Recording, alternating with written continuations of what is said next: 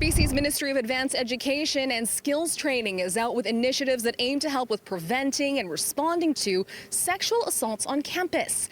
The Sexual Violence and Response Training Series was developed in tandem with BC Campus and representatives from post-secondary schools right across the province.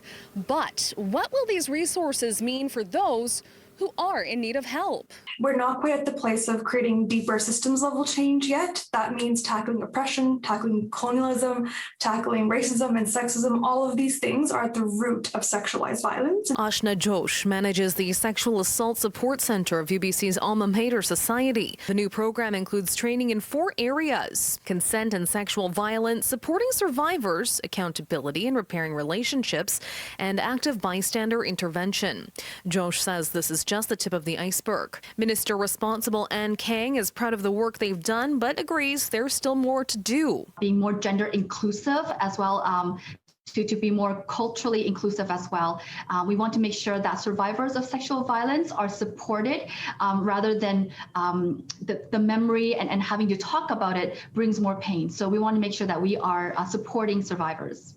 The recently announced steps are getting an overall thumbs up from West Coast Leaf, a group that advocates for gender justice and human rights. Lawyer Humaira Jabir agrees it's a good start, but if there was one place she'd recommend improvement, it's in the category of cyber misogyny.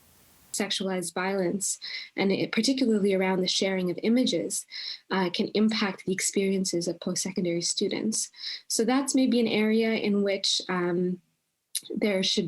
there could be more focus, and I think maybe that will come through in terms of who facilitates the training. It's where she'd like to see more fulsome development. Sexualized violence, it is occurring in person on campuses, but we live in an online age as well, and that has to be part of the consideration. For now, it's about taking those next important steps. I think when people are more equipped, more knowledgeable, have more information about the perspectives required to support survivors, especially on campuses, I think this is kind of where that change starts to happen, is when someone wants to utilize a policy to get support.